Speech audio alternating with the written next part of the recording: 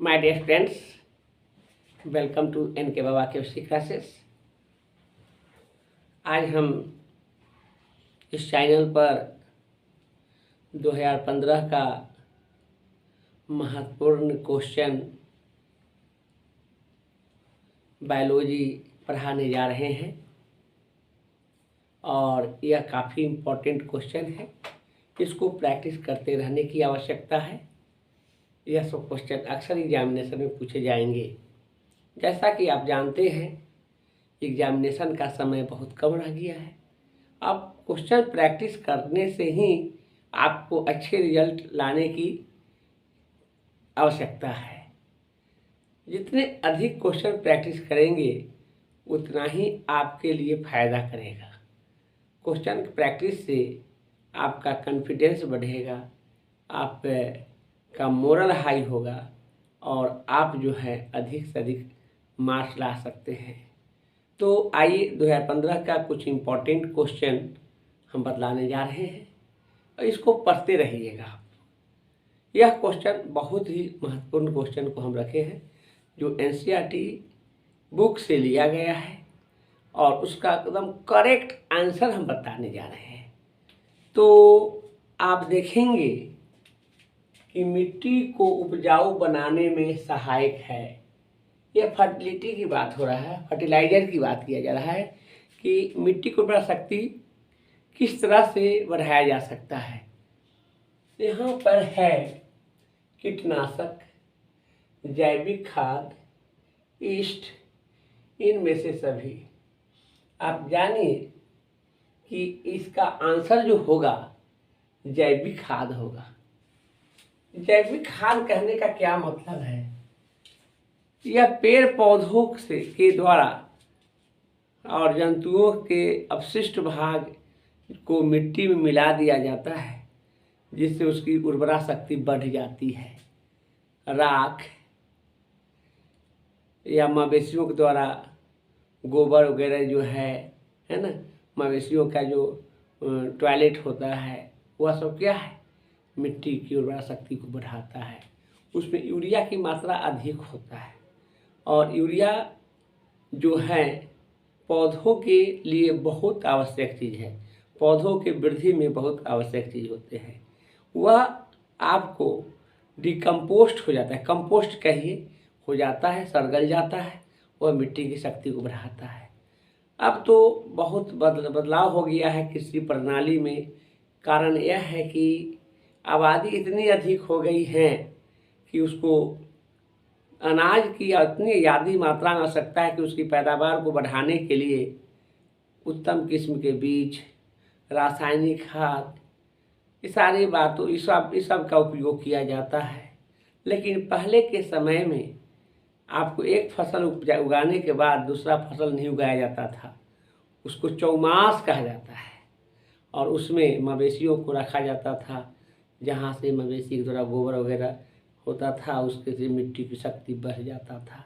उस पर जब फसल उगाया जाता था तो बहुत ज़्यादा फसल होता था और वह फसल रासायनिक खाद नहीं था, जैविक खाद था, जो इसके कारण वह फसल काफ़ी पौष्टिक होता था। उस अनाज को लोग खाते थे तो काफ़ी हेल्दी होते थे। लेकिन आज ऐसी बात नहीं है। आज तो एक फसल काटने की स्थिति में है, काट भी नहीं पाते हैं कि दूसरा फसल उगा दिया जाता है, उसमें बो दिया जाता है। इसलिए कि जब तक अनाज का उत्पादन प्रचुर मात्रा में नहीं होगा तो भूखमरी हो जाएगा। उसको पूर्ति करने के लिए ऐसा किया जा रहा है। ऐसा रासायनिक खाद है कि उसको डालते ही पौधा को वृद्धि कर देता है और बहुत जल्दी ही पौधे फल फूल में लग जाते हैं और फसल तैयार कर लेते हैं। केवल अनाज में ही नहीं, मवेशियों वगैरह जो भी हैं सभी में इस तरह की बातें किया जा रहा है, उत्पादन को बढ़ाना। जब उत्पादन बढ़ेंगे तो उसकी गुण जो है, क्वालिटी जो है घट जाएगा। भले ही कोई भी इंसान को पेट भर सकता है लेकिन पौष्टिक चीज़ नहीं मिल पाता है। यही कारण है कि आज के जो मानव है उनका जो जीवन आका गया है वह 100 के नीचे ही है। 60-70 के अवस्था में यह जीवन को छोड़ देते हैं। कारण यह है कि उसकी क्षमता जो है घटते जा रहा है।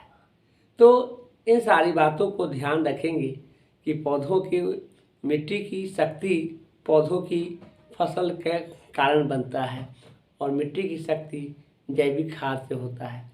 जो जैविक खाद का उपयोग अब कम किया जा रहा है, रासायनिक खाद का उपयोग ज़्यादा किया जा रहा है।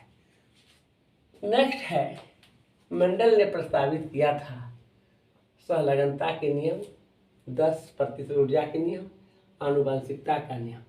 देखिए, मेंडल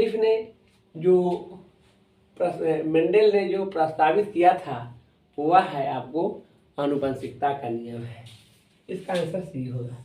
आनुवंशिकता यानी पीढ़ी को आगे बढ़ाना, वंश को आगे बढ़ाना। यह नियम किसके द्वारा दिया गया था? यह मेंडल के द्वारा दिया गया था। मेंडल ने मटर के पौधा पर उन्होंने एक्सपेरिमेंट किया था। वो ऑस्ट्रिया के रहने वाले एक पादरी थे, चर्च थे, और वह एक मठ में रहते थे और मटर के पौधों पर 7 बार उन्होंने वह जेनरेशन को, वह फसल को उगाया और उसमें जो विभिन्नताएं देखा, उस नियम को मेंडल के आनुवंशिकता का नियम कहलाया और उन्हें पिता का उपाधि दिया गया। काफ़ी इम्पोर्टेंट है, याद रखेंगे इसको। नेक्स्ट है, गोल्डन राइस में पाया जाता है। बहुत अच्छा क्वेश्चन, कई एक बार रिपीट किया है यह गोल्डन राइस। तो गोल्डन राइस में सबसे पहले जानिएगा कि विटामिन पाया जाता है, और विटामिन में भी कैसा विटामिन ए होता है। गोल्डन राइस में विटामिन ए होता है, याद रखेंगे इसको। नेक्स्ट है, मानव रुधिर AB वर्ग में एंटीबॉडी उपस्थित होते हैं, एंटीबॉडी अनुपस्थित रहते हैं। दोनों ए और बी, दोनों डी, इनमें से कोई नहीं। एंटीबॉडी उपस्थित होते हैं। अच्छा क्वेश्चन है। यह AB जो है आपको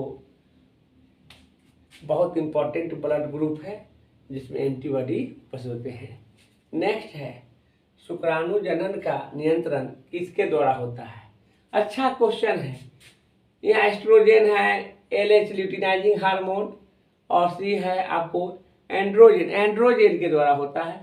एस्ट्रोजन जो होते हैं वह आपको महिलाओं में होते हैं, एंड्रोजन जो होते हैं आपको मेल में होता है। तो मेल में ही शुक्राणु जनन होते हैं। शुक्राणु किस में होता है? नर में होता है, और उसमें क्या एंड्रोजन होते हैं, याद रखिएगा। अच्छा चीज है। इसके बाद है, निम्न में से कौन कीटभक्षी पौधा है? अच्छा क्वेश्चन है, बहुत अच्छा क्वेश्चन है। कलश पौधा होता है जिसे नेफेंथिस कहते हैं, और एक ड्रासेरा होता है। दोनों ऐसे हैं जो कीट को भोजन में लाता है। होता क्या है कि ये कैसे पौधे हैं जिसको घड़ा की तरह उसका आकार होता है, उसमें एक ढक्कन होता है और उसमें सुगंध होता है। सुगंध के लिए उस पर कीट बैठता है, जैसे ही कीट बैठता है तो ढक्कन से अति हो जाता है, तोप देता है, ढक देता है। ढकने के बाद उसका डाइजेस्ट होकर भोजन में चला जाता है। यह अद्भुत बात है कि पौधे भी कीटभक्षी होते हैं। पौधे तो उत्पादक होते हैं, लेकिन ये क्या हो गया? कंज्यूमर हो गया, उपभोक्ता हो गया। तो ऐसा कुछ अपवाद प्रकृति में है जो यहाँ पर है। तो ये दोनों एग्जाम्पल याद रखेंगे, बेहतर है यह। इसका हो जाएंगे 2। नेक्स्ट है, एकिडना है योजक करी, अब्सेसियम, विलुप्त करी, इनमें से कोई नहीं। एकिडना जो है योजक करी है। यह जान लीजिए, यह पक्षी और स्तनधारी प्राणियों के जोड़ने का काम करता है। पक्षी और स्तनधारी प्राणियों के बीच की कड़ी है। इसमें पक्षियों वाला भी गुण होता है और किसका गुण होता है? स्तनधारी प्राणियों का गुण होता है। यह कौन सा प्राणी है? एकिडना है।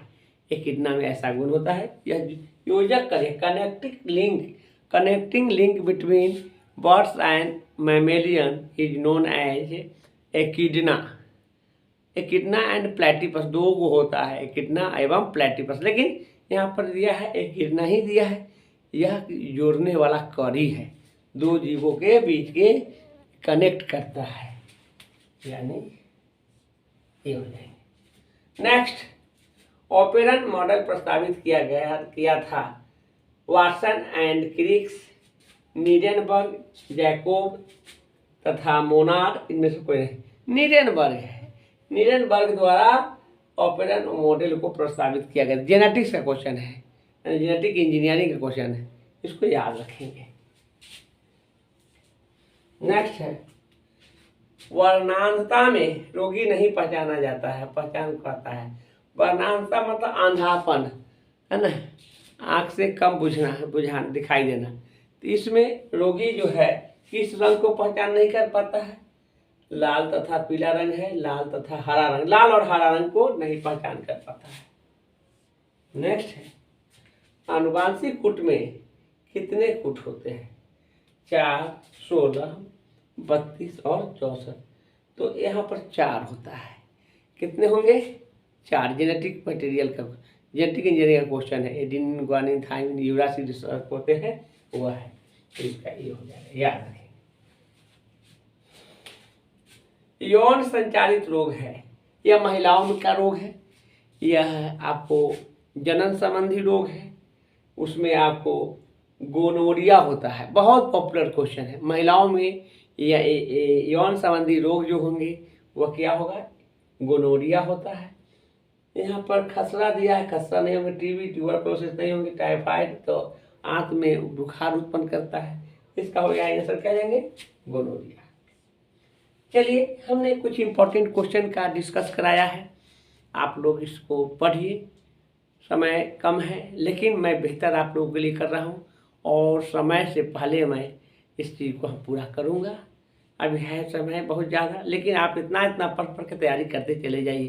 15 में प्रवेश किए हैं, 16 से 22 तक पढ़ा के इसका जो ऑब्जेक्टिव क्वेश्चन है उसको तैयारी करा के हम मॉडल से तैयारी करा देंगे, बेहतर रहेगा। आज के लिए इतना ही रखता हूँ।